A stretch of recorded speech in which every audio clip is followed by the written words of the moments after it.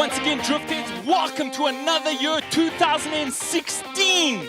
And ladies and gentlemen, this year we got upgraded. I introduced to you the lovely Miss Attractive, Marsha Harris. How are you doing today? I'm doing excellent. How are you doing, Vic? I'm much better that I've got some female girl power company for all you gents. I know this is a much better site to look at than myself, so we're going to try and keep you glued to our screens. Marsha would like to welcome to the 2016 SupaDrift series. Thank you so much, Vic. I appreciate it, and I'm really excited to be here. Absolutely, it's a great place to be. Guys, we've had over 33 drivers here today. Unfortunately, 3 cars have already broken. We're left with about 29 cars traveling from all sorts of African continent, Mozambique, Namibia, guys traveling all the way from Cape Town, PE. Everybody's come through down here to Red Star, which is down the road from Delmas, to compete for round number 1. Guys are about to have a driver's briefing. I'm going to hand this wonderful mic over to Marsha. She's going to keep you entertained. Myself and her, we're going to be bouncing in between the camera. Hope these guys are ready. We're going to deliver a jam-packed show just for you fanatics.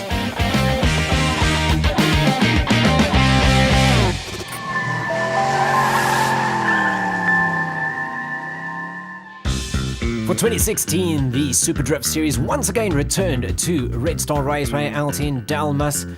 The strip of tar is notorious for its bike racing, but it would be the screams of tyres and cars that would warm the heart and get everybody excited as round 1 for 2016 SupaDrift series kicked off.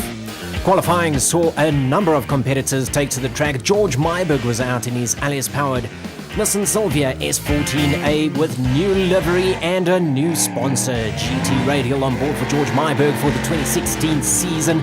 The Berserker was warming hearts around the track, throwing out plumes of smoke and putting together a very tidy qualifying.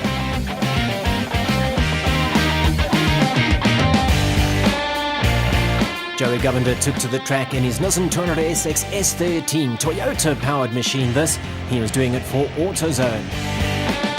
Joey Govender was struggling with the long left-hander that first corner, taking it a little too hot and dropping 2 wheels in the dirt. That hurt his chances there.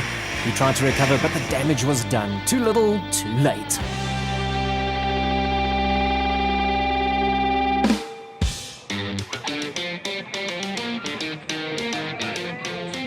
Des Goodside for Desi Raceway and Dunlop debuted a new machine. Yet again, another V8-powered Nissan Skyline R34, but this time it was a 2-door coupe. Des Goodside was also battling with that first corner, on occasion running wide and dropping wheels in the dirt. We saw this happen in his qualifying, and it was sadly to his detriment.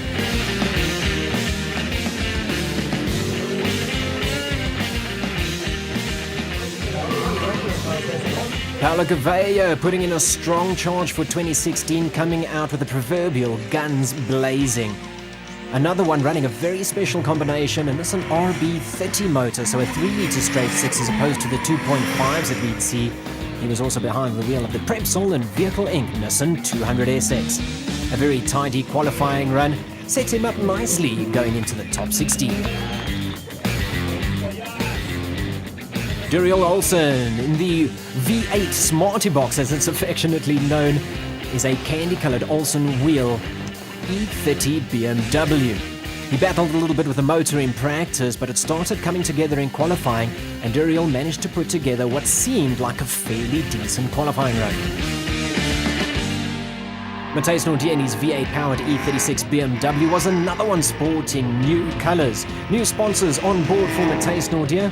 He was hoping to impress both the judges, the crowd, and his new sponsors.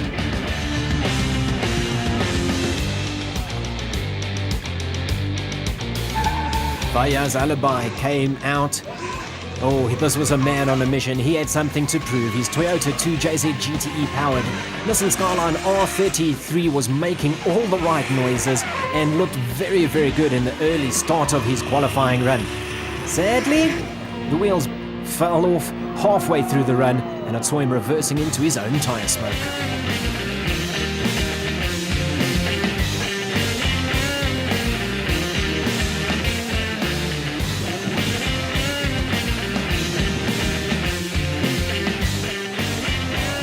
It was new colours for Rian Stokes as well. It was welcoming to see him back at the track, this time supported by Dragon Energy. His Nissan 200SX S13 is powered by a Lexus 1UZ FE motor. That's the 4-litre Lexus V8. and it showed that it was firing on all 8 cylinders as Rion Stokes destroyed a set of tyres in qualifying. It was a tidy run, but whether it would impress the judges or not was yet to be seen.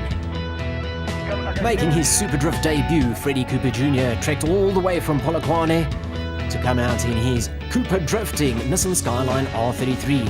Powered by an RB25 motor, Freddie Cooper is a regular on the Rock Raceway circuit. He showed that he has what it takes to do the long sweeping turns of Red Star Raceway and piece together a very respectable qualifying pass.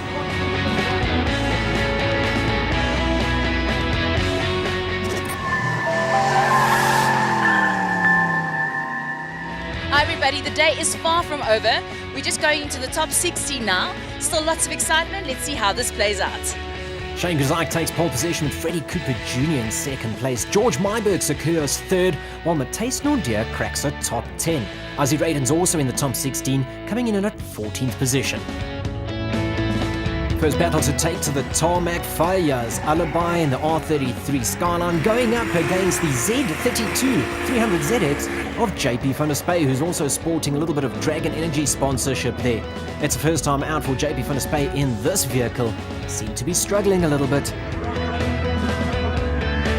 Run 2 saw JP van der Spey leading, but Faya's Alibi buying a plot, going farming. Left, right and centre, there wasn't a section of the track where Faya's didn't go exploring, it seems. Gift wrapped, handed it over to JP van der Spey.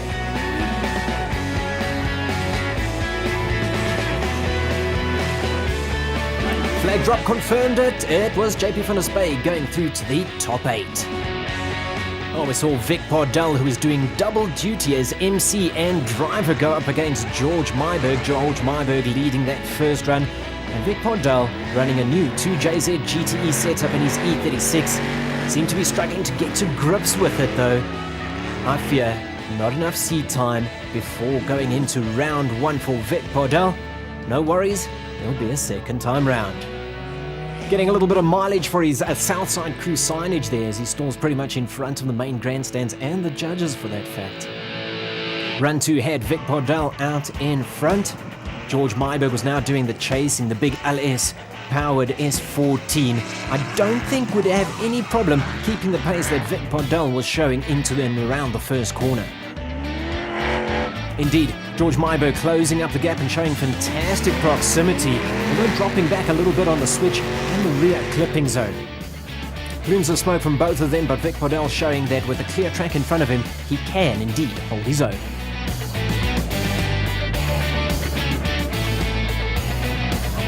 Now it was the judges' call, and the judges said, well, after 10-0, it's going to go the way of George Myberg. Jim McFarlane in the Achilles Tyres Nissan 350Z was to lead Brendan Purin in the GT Logistics and Purin Plant Hire E46 BMW of Brendan Purin. Jim McFarlane showed a very tidy line on his lead run, but Brendan Purin certainly wasn't far off the pace. He might not have had the proximity, but he was running a very, very similar line with similar angle.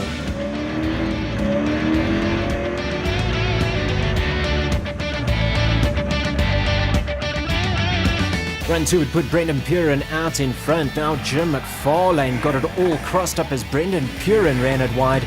Brendan Purin signaling there with his hand, so clearly knowing that there was a bit of a problem with that run. Jim McFarlane still battling with that front end grip. It's runs like these that make it very tough to judge. Well, there we go, one more time. Send the drivers back to the start line. Both of you ran absolutely atrociously, so let's see that again. Come, no more messing about, drive like you mean it. Once again, in the one more time, it would just be a repeat. Jim McFarlane out in front, dialing in a fair amount of angle, but Brendan Purin showing pace and angle. He takes a slightly lower line there just to close the gap on Jim McFarlane as we slow things down.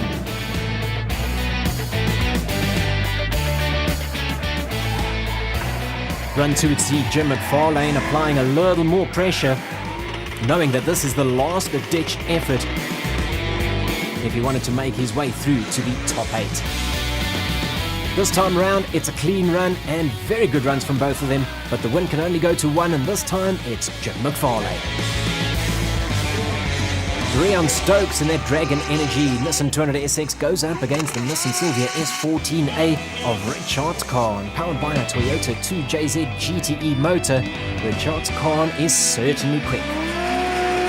Richard Kahn is reigning champion of round one here at Red Star Raceway, having taken the 2015 round win. He was out here all the way from Maputo, Mozambique with a point to prove. After a tidy first run, one would say that Richard Kahn had the slight advantage, but round two would have Rion Stokes out in front. Now with Rion Stokes in front, he could dictate the pace, the line and the angle, and Richard Kahn would have to try and copy. This did make it a bit of a challenge, and a very, very tidy battle unfolds. So tight, in fact, that they send back to the start line. It's OMT one more time for Richard Kahn and Rion Stokes Dragon Energy versus Full Boost Performance. Beautiful, beautiful drifting in as early a round as the top 16. Oh, you'd need a knife to separate the two of them. Beautiful drifting from both these drivers. Old hands at the game, but it's Richard Kahn that walks away with the flag win. Top 8 is his. Zanil Satar, also from Maputo, Mozambique, going up against the all-BMW combination of Matthijs Nordia. The Toyota 2JZ GTE-powered Nissan Silvia S15 of Drift Devils. Zanil Satar showing that he has the pace to outrun the V8 BMW. Matthijs Nordia also losing the drift there, costing him valuable points.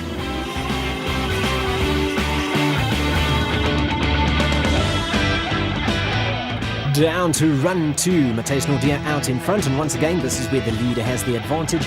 He dictates the pace. So seeing how quick Zanil Satar is, we'd have to find out, could he do the same at a slightly slower speed?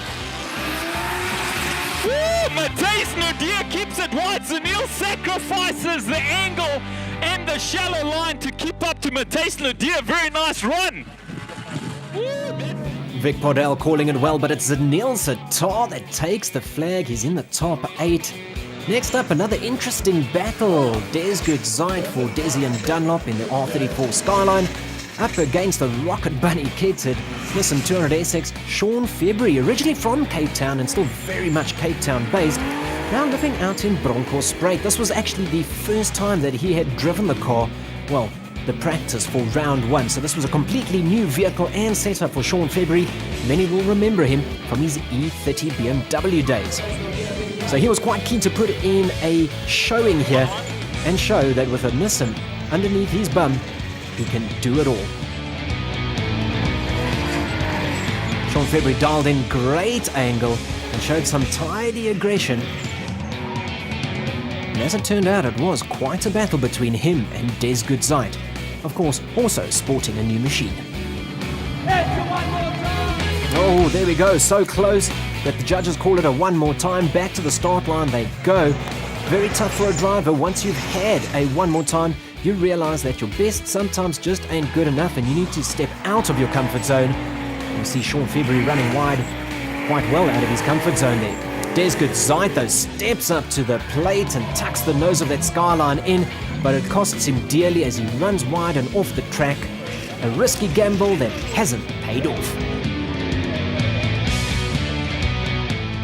The final pass of the one more time.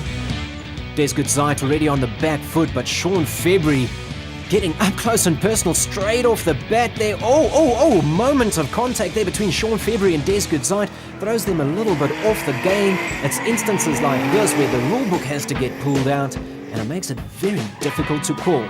One thing's for sure though, the crowd certainly loves it.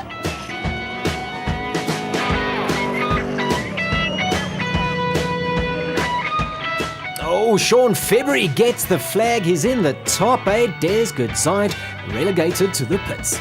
Sean, I have just witnessed one of the epicest, if that is a word, I'll invent it, epicest drift battles I've ever seen.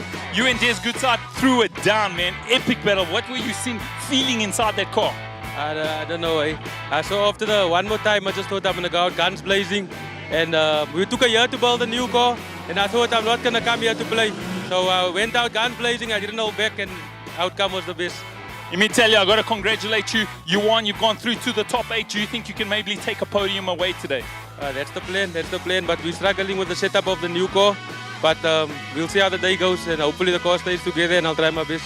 To all the young fanatics right there from Mitchell's Plain supporting you, the young kids that have got pictures of you and your car on their rooms, what advice do you have for them? Never give up. Always persist and stay away from drugs and gangsterism, and do what you love. Paulo Gouveia for Prepsol and Vehicle Inc. up against Ozzy Raiden. Ozzy Raiden coming all the way from Komatipoort, so a bit of a drive, but not as far as Joburg. Paulo Gouveia showing that he has been practicing in the off-season, lighting it up, smoking Ozzy Raiden out there, and Ozzy Raiden succumbing to that quick pace of Paulo Gouveia, running wide and dropping wheels in the dirt.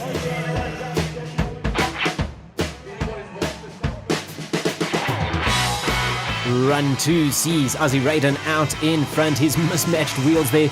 Paulo Gouveia would now be trying to apply the pressure. Oh, pressure is exactly what he applied, and felt the nudge as the two of them make contact. Ozzy Raiden running wide, going in just too fast. The moment just a little too big. Sorry, Ozzy. Paulo Gouveia, quite a comfortable and foregone conclusion there. He'd take the win, and he'd be in the final 8.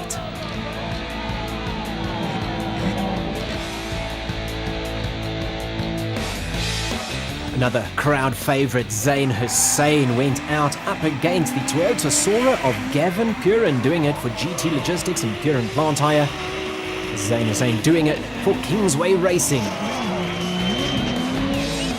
Beautiful sounding machines this, and certainly a run that you just sit and watch.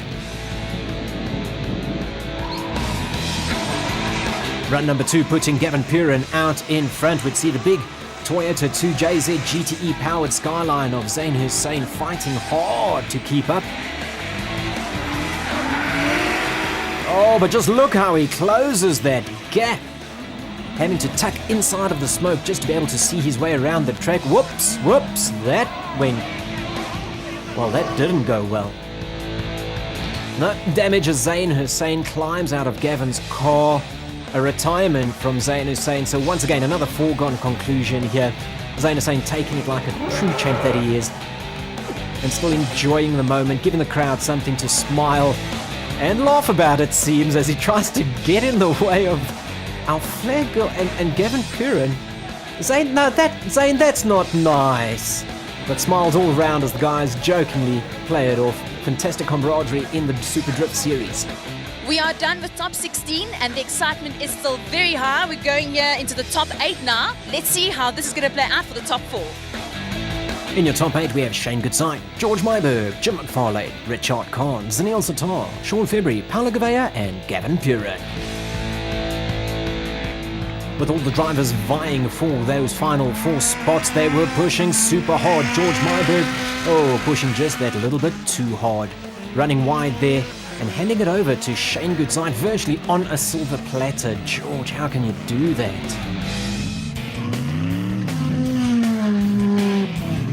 Now all that George Myberg can hope for is that Shane Goodside would make a chronic error, spin off the track, hit a clipping point, spin out, something of the sorts, because that would render it a one more time and he could do battle again in that rerun. Sadly, not to be. Shane Goodside firing on all cylinders, ripping it up properly, and positioning that Nissan Silvia of his with pinpoint precision. More than enough to take a semi-final position. Shane Goodside into the final 4.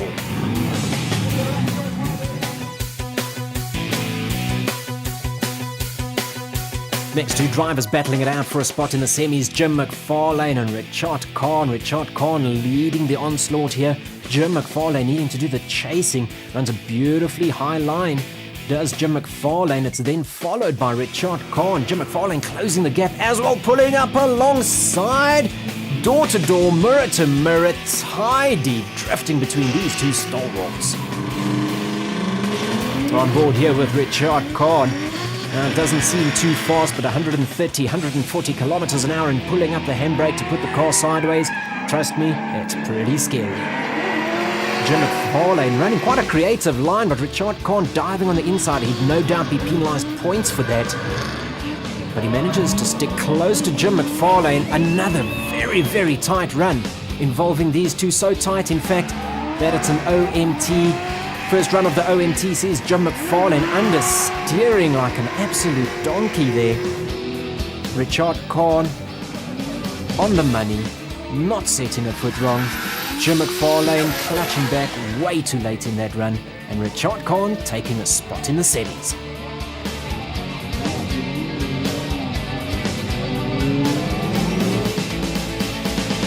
Paolo Gouveia and Gavin Purin doing battle here.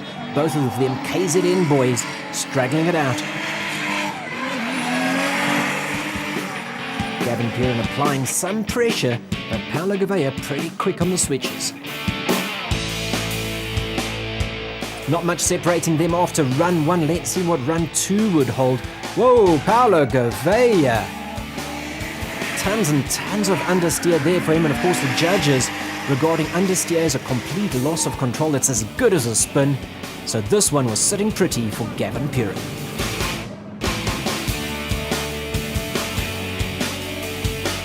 Yep, the flag confirmed that Gavin Purin would be the second driver into the semi-finals.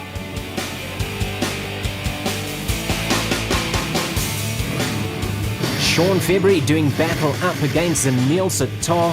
Cape Town versus Maputo, Mozambique. S13 versus S15, and whoa, a little bit of front-end loss there for Sean February. Zamil Sitar just setting and forgetting that angle. Not a single quiver or a waver from his angle. Sean February still a little green in that car, it seems. But a good run from Zamil Sitar. See what run 2 holds. Oh, Zamil Sitar now picking up a little bit of understeer. Well, I'm no mathematician, but that's looking like it may just be a 10-0-0-10. Oh, Zamil Sitar thinning out again, but Sean February also running off. Oh, a comedy of errors here between these two. And now, as it would turn out, it would be 0-0 for both of them. The judges would call her one more time, but Sean February would end up retiring. Welcome back. This is it. We're going into the top 4 with the likes of Shane, Richard, Zanil, and Gavin. Guys, some good competition going on. Let's see who goes through to the finals. It's never nice progressing due to one of your opponents' misfortune, but hey, Zamil Sitar's up there. 3 of these drivers would end up on the podium, and the one would be walking home with, well, the consolation prize. First battle out, Shane Goodside for Desi and Dunlop Racing, Nissan Sylvia S15 up against the full boost performance, Sylvia S14A of Richard Kahn, a heavyweight slugfest, and in fact, if I'm not mistaken, a repeat of the 2015 final. Oh, when the cameras can't even see the car through the smoke, you know it's a good run. Run 2 has Richard Kahn out in front. Shane Goodside now needs to dial in some angle, crank up the speed, and make sure he pulls up alongside Richard Kahn. No problems there. Tidy run showing why these two drivers deserve to be in the final 4. Yep, one more time, as I suspected, back to the start line they'll go. Each driver lives to fight another day. Shane Goodside will once again lead the first run of the OMT, and one more time, Richard Kahn will do the chasing. Now they need to step up to the plate, push past their comfort zone, out of the envelope, and Richard Kahn pushes too hard, runs it wide, puts it in the dirt. Thank you very much, says Shane Goodside as he slays a set of Dunlop tyres. Richard Kahn knows his number's up. We'll save the tyres, save the motor, drive around and get a little mileage for his signage.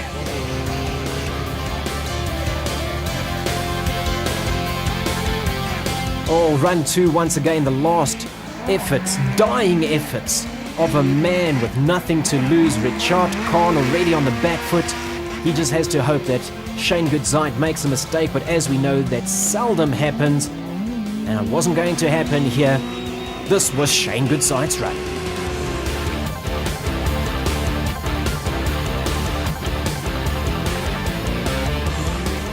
The second semi-final has Zamil Sitar up against Gavin Purin. Neither of them slow, but we know that Zanil Satar capable of dialing in some impressive angle. Well, Gavin Piran pushing hard but seeming to struggle to match the pace of Zanil Satar. Quite a long way back for what is a semi-final battle. That's okay, run number 2 has him leading and dictating the pace. He just needs to fend off the onslaught from Zanil Satar, who is also no stranger to a little bit of rubbing.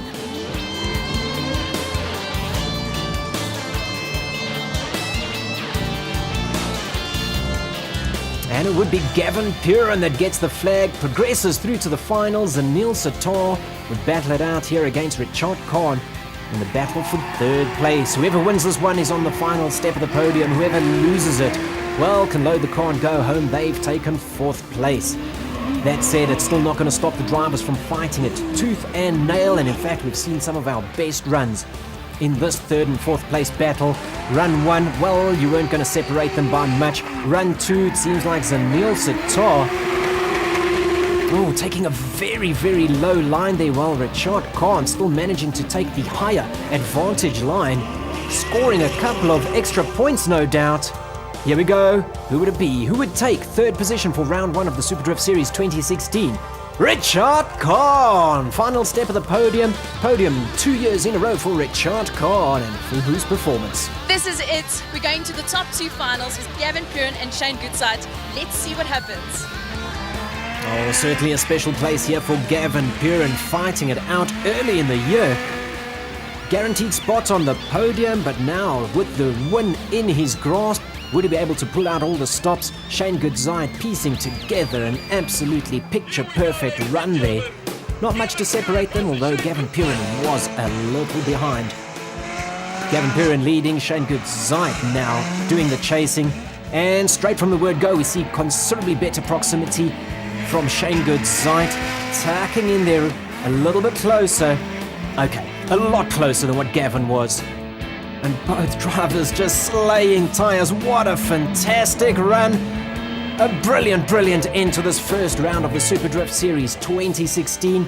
Drivers out of the cars, congratulating each other, smiles all round. But who would it be? It's Shane Goodside for Desi and Dunlop Racing, while Gavin Piran takes 2nd position.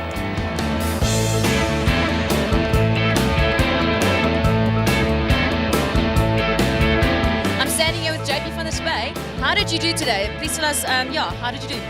Yeah, so it's a brand new car. We took it out for the first time and everything seems to be running well. I unfortunately didn't qualify in top 16. I made the Silver Cup, but I took the 1st place for Silver Cup as well. Wow, well done. Who was your competitor?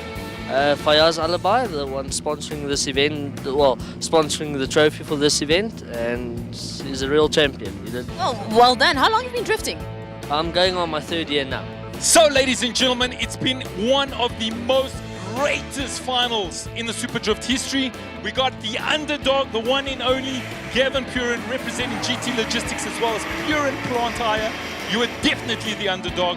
You fought, clawed and bit your way all the way to the final with the big man himself, Shane Goodside, who's a regular on the podium position. Did he intimidate you in any way? No, not today. Yes, my car's behaving and was a new suspension thanks to my sponsors. Yes, my car was just perfect today and I wasn't intimidated by anyone. That's what we like to hear from an underdog. Now, Gavin, you know, people when they tend to go up against like superstars, they start thinking, oh, you know, I've already lost this race. How was your mindset when you went into the final with him? Yes, I was just blank today. Just went and gave it all out and didn't overthink anything, kept it cool and yeah. Any advice to all the underdogs, the small guys, the guys that don't have such big budgets? What advice do you have to them? Because today you are sitting on the podium position. But I think anybody can do it. It's like we've come from nowhere in a year and a half, whatever, we've been doing it. And here we stand today, proud team, me and my butt. And yes, it's the best sport ever. You can't beat it. He's super, super happy. Once again, my name is Vic Pardal, standing next to Gavin Piran. Hit the number 2 spot. Epic battle with Shane Goodside. But yeah, Shane taking top honors today. Shane Goodside. I'm saying that name because you are the winner of today. Congratulations. How are you feeling? Oh, stoked, eh? It's been a long time, probably a year and a half since my last win. I can't really remember. So, you know, there's been a few podiums mixed in there, and thankfully I've started the year off with first place. So very happy. Definitely. I mean, it's a very good start. So what are you going to do further on for the rest of the year? Or, you know, what do you think you're going to do differently? Or we're just going to keep it the same? We'll try and stay, you know, keep it consistent. I think that's what played its part today. And there's one or two tricks up the sleeve. You know, the Desi Raceway and the Desi team have done a phenomenal job on the car. It's been unbelievably reliable, and there's one or two more things we've got left in the tank. So we'll work on that this year. And obviously, I mean, huge thanks to Desi and the whole team, and Steve Clark and the guys, and Dunlop Tyres, obviously, you know, shredding tyres all day. Yeah, the guys are just phenomenal. So huge thanks to Desi and to Dunlop and the whole crew, and obviously my wife and family. You know, you guys have been here and supported me, so huge thanks to you guys as well. Once again, congratulations. You can definitely learn from this guy, and we are looking forward to see your next performance. Thank you so much. Awesome. Thanks a lot. Cheers, guys. Smiles all round for all the podium finishers, and Shane Goodzeit also taking the Riaz Alibi Memorial Floating Trophy.